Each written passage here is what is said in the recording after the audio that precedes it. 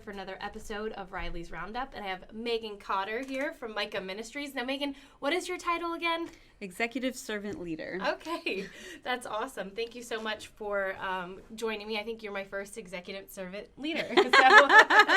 We're known as trailblazers, I suppose. Yes. Now, just in case anyone who is out there might not know, what exactly is Micah Ministries? So Micah is a collaboration of churches that got together in 2005 to cultivate community and care for neighbors, many of which are homeless or unstably housed in some way, shape, or another. And our overall vision is creating a just, kind, and humble community where all neighbors belong, participate, meet each other's needs, and engage in meaningful relationship. Oh, that's fantastic. Yeah. So this all came together in 2005. What churches were involved? So it's primarily the 9 downtown churches that are part of mainline congregations. We have 6 different denominations. Let's see if I can name Catholic, Baptist, Presbyterian, Methodist, Lutheran, and Episcopal. Did I say that? Yeah. 6. And so what do the churches do for that community that may be in between houses or maybe just homeless? Yeah, so it's important to know that a lot of what Micah has grown up around is emerged out of needs that were being identified in our community that were, in absence of any other solution, were landing at the church doorstep. So people needing food, clothing, showers, somebody to help them figure out their paperwork, and churches, the churches began to respond, as churches do, individually. Yeah. And 2005 was just the point where they said, we could do this a lot better if we came together. Yeah. And we started off very much as a basic needs organization, and over time have evolved into an organization that pretty well exists in every aspect of people's lives, from a day center that addresses basic needs and case management, connecting to community resources. We have a respite house for homeless folks when they come out of the hospital. We have a housing program, an income development program, and we even have a street church that really works on some of the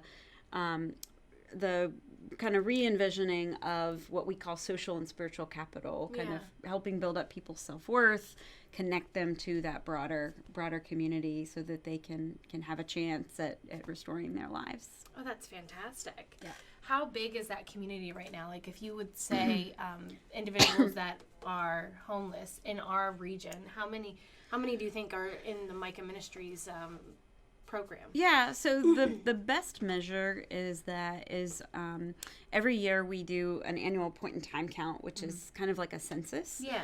And and we go out, we look for campsites, we count people coming in for services that day, people who are in shelters, and every year that number is around 200. So that's any given night. The general thought is that there are 200 people in our community who are either on the street or in a shelter.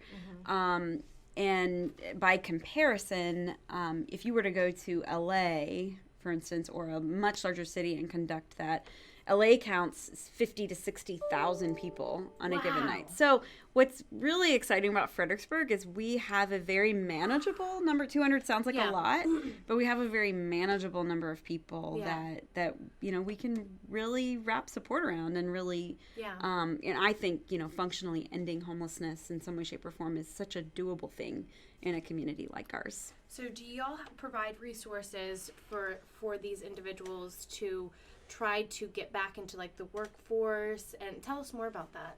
Yeah, so we really meet people where they are. So it's anything from helping them get off the street into housing, and sometimes it's helping them get disability, because a lot of people who live on the street do have significant disabilities. And we also work the other side of the income coin, even if they get disability, to even get a little bit of a job or something to feel like they have purpose and whatnot. But our income development program is really an interesting aspect of what we do, because so much of homelessness is surrounded by trauma. Even if you don't start out with a disability, it is traumatic to lose everything. And so working back from that place of self-defeat and whatever it can be really difficult. So our income development program actually starts with having people volunteer in an area that they're interested in. So oftentimes that's volunteering with a community organization or in our day center or at our furniture bank. And as they demonstrate they can do the things you have to do to get and keep a job, we then bridge them to a paid internship where we actually pay them to work for a community employer for a period of time, usually 30 to 60 days, with the hope that that employer will eventually hire them. And then they'll have a permanent job. And so COVID has thrown a little bit of a monkey wrench in that program, but we have successfully bridged several people even in the midst of COVID, and they still have their jobs, and it's been a really supportive way of kind of transitioning people back into stability. Yeah, talking about this pandemic, what kind of obstacles have you faced, and like, what did you do to adapt? Because I find it's so fascinating, the different businesses and nonprofit or profit or in the sales, but everybody has learned to adapt in a different way. So how did you guys, what are some things that you think, you guys created or were creative doing? Yeah, so in the middle of March, when I was actually out of town, when the governor and everybody started to kind of shut everything down, we had to make some really snap decisions about our churches actually historically have provided breakfast and dinner 365 days of the year. We are, and we had to make, that was probably the first decision we had to make that we really knew, like, okay, this is serious. So you guys provide breakfast and dinner the churches, every single day for these individuals. Yeah, and it's not even just like, you don't have to be homeless to come, it's anybody who's hungry. The churches open up their fellowship halls and provide on a rotating basis. There's over 60 different churches that are involved in that. 60. All coming to a downtown church location that hosts them, and then It's fantastic. You can't go hungry in Fredericksburg. Yes. Okay, so what did you guys do? Yeah. So very quickly, the churches, because of social distancing and everything, had to stop serving out of their fellowship halls. And so at first we redirected all the food to our day center and distributed it through there. But we also had the panic of everybody is being told to stay home, and we work with people who don't have a home. Yeah. And so we had a really interesting couple of weeks where we were trying to raise money, figuring out what emergency resources were coming down the pipeline, and thankfully some of the CARES Act money, some FEMA resources, it's been a lot of different pots, came available that we've actually been able to keep most of the unsheltered homeless population in hotel rooms for most of the run of the pandemic. Oh, wow. And so as that happened, we then began to coordinate the meal groups to distribute meals to the hotels where people were staying, and that's still what we are doing in order to keep people fed throughout all of this. I mean, because it's not like it goes away, and it's not like you can just go, okay, well, it's a pandemic right now, so this will just have to take a back seat. No, people are still hungry, and if anything, it's probably gotten a bit worse. Yeah. Families that have hit crisis and after crisis, and then financial strains. And I mean, have you seen any increase in the individuals that need help in this capacity? Well, and so it's interesting, and I chuckle when you said, it's not like it's a pandemic, and you can just say it's not, because when this all started, it was like supposed to be a 2-week plan, right? And here we are, like 9 months later, and not knowing quite when it's going to be over. No.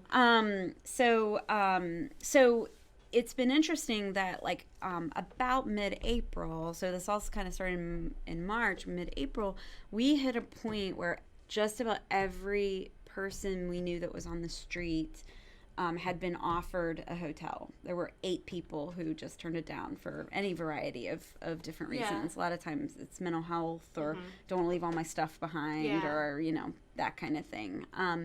But you think 8 out of a group of, however many, that's pretty good. So we really got to a point where we had we really felt like we had touched everybody we knew to be Yeah. outside.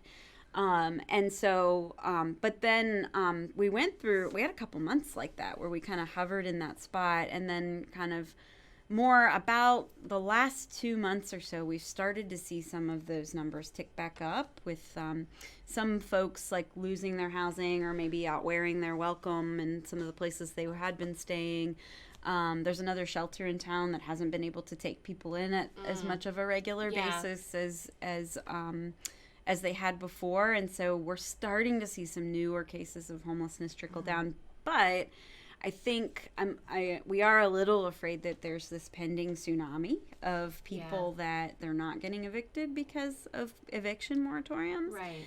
But they're drastically behind on their rent, Yeah. and it very well could be that people could start losing their housing once those eviction moratoriums lift. And so a lot remains to be seen about what the true impact of the pandemic is going to mean for homelessness. See, it's very interesting I work for a nonprofit too, and the things that we worry about are different than the things you worry about, but they're all a part of the same.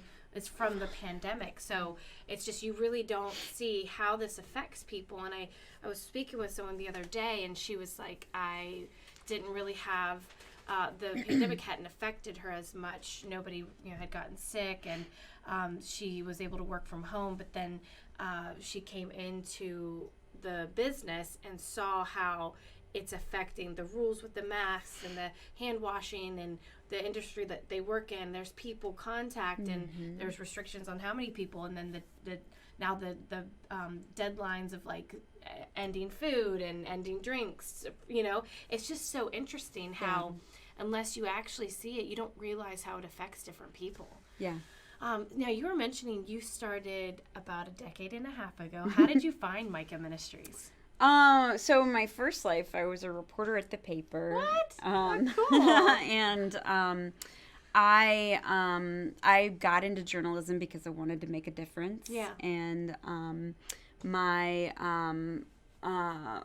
always have kind of had a calling. I grew up in the church, and I grew up at Fredericksburg United Methodist Church, which is one of the 9 Micah churches, and so was involved in different things there. And I just kind of reached a point where I was looking for a way to be more hands-on in my making a difference rather than just kind of writing about what everybody else was doing. And I wandered into, at the time, there was one community meal out of the Baptist Church Fellowship Hall. I wandered in and got involved there, and just kind of was looking at a lot of different things, and came back from one of those like mission year kind of programs that I was looking at, and kind of poured my heart out in an email to one of the pastors of the Micah churches, and they called me the next day and said they were looking for an executive director, and would I want to take that? And I said, what are you talking about? I'm 24 years old.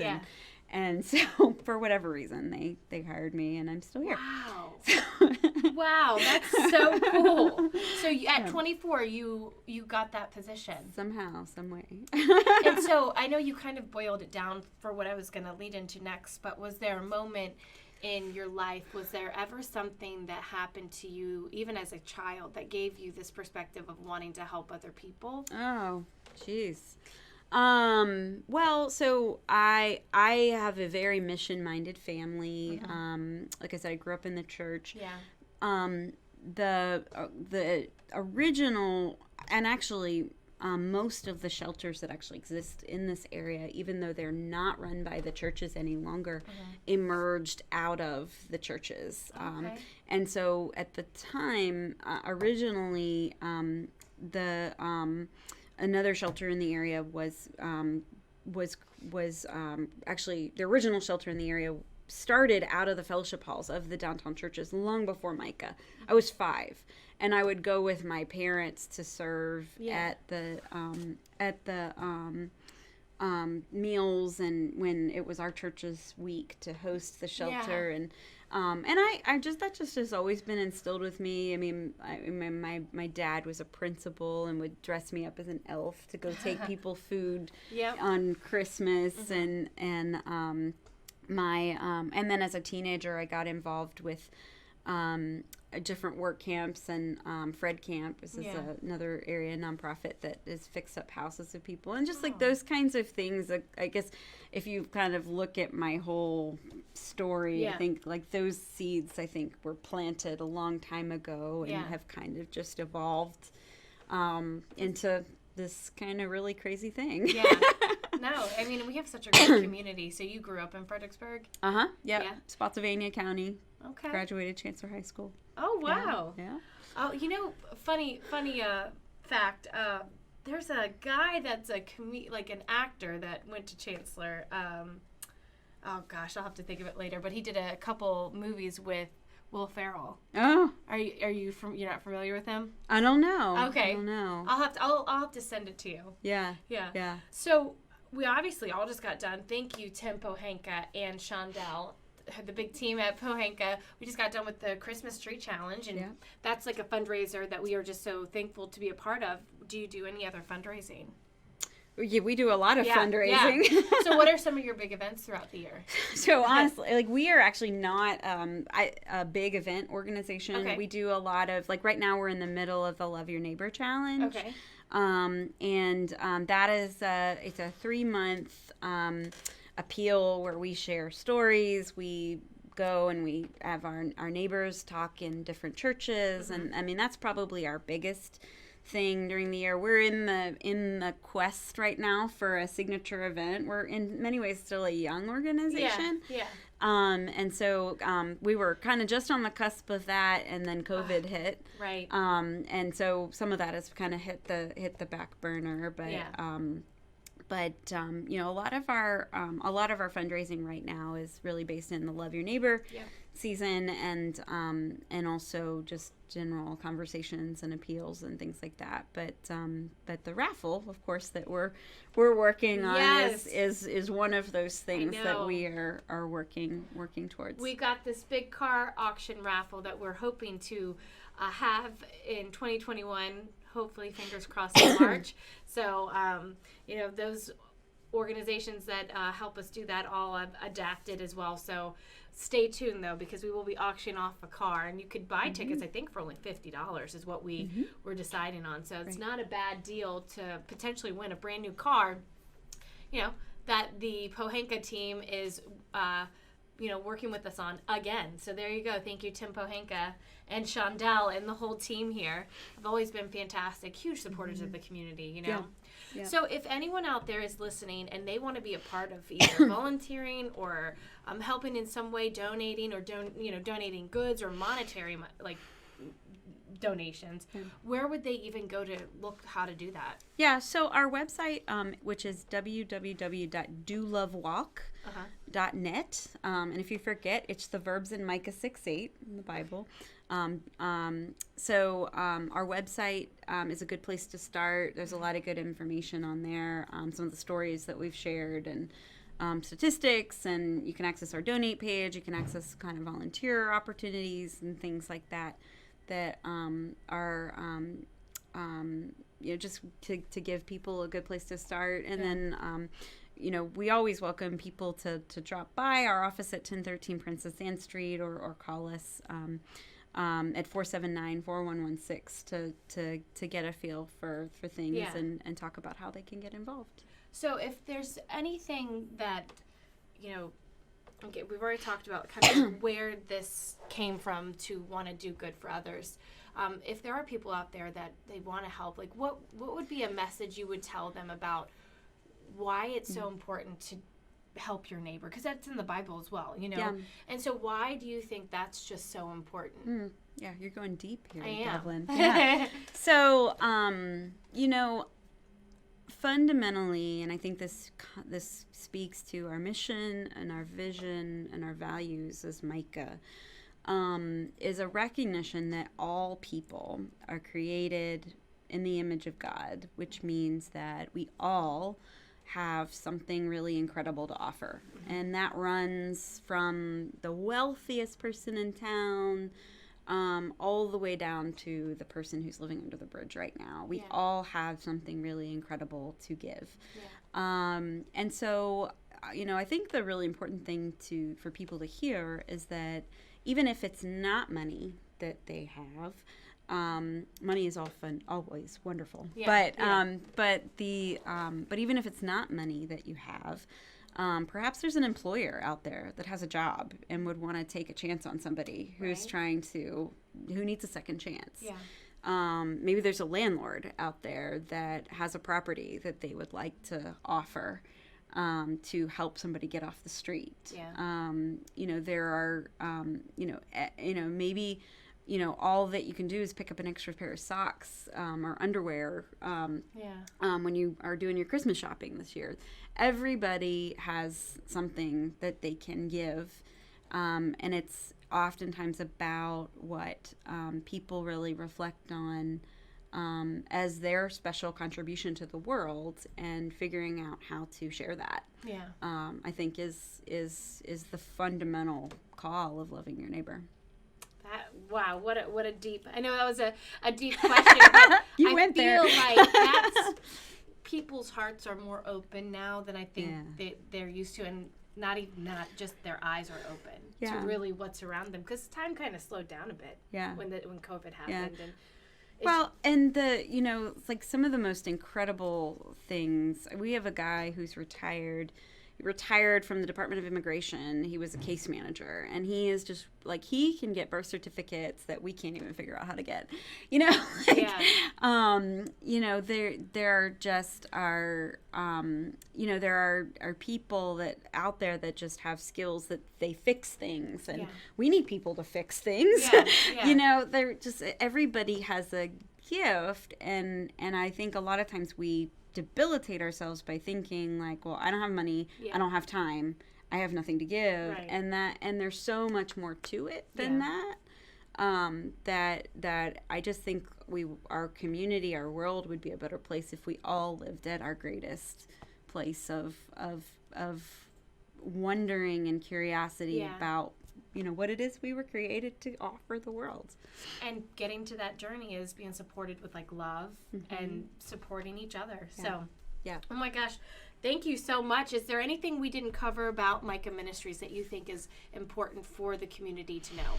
I think you covered it pretty well. The only thing I think I would add is just a recognition that there's always the like, well, who are these people? How do you possibly lose your house? And I think it's always important to remind people that that people don't become homeless when they run out of money. The people become homeless when they run out of relationships. Every reason I could possibly come up with that everything that's happened to somebody that's become homeless is oftentimes rooted in a profound catastrophic loss of relationship. And I think all of us can relate to that. In a lot of different ways, and just because my profound catastrophic loss of relationship didn't result in a literal loss of housing, there's a homelessness, a lack of connection, a lack of belonging that I can relate to. And I think we can all relate to that. And if we can start there, then all of a sudden we begin to understand this houselessness in a very different way. And so that's just something that I always like to leave with people to think about in wondering and considering who our neighbors who are homeless happen to be. Well, Meghan and her team will be battling homelessness here in Fredericksburg in 2021. It's not going to stop you. We're going to continue to adapt no matter what's being thrown at us. Fingers crossed, we get to a much more stable place, globally. But can you please, if anybody wants to get in touch with Meghan or anyone from her team, can you please hit us with your website again? www.dolovewalk.net. Okay, and where are you guys located? At 1013 Princess Anne Street. If you want to call her on the phone, it's 540-479-4116. Thank you so much for joining me. And I'm Devlin Riley, and we'll see you next week for another episode of Riley's Roundup.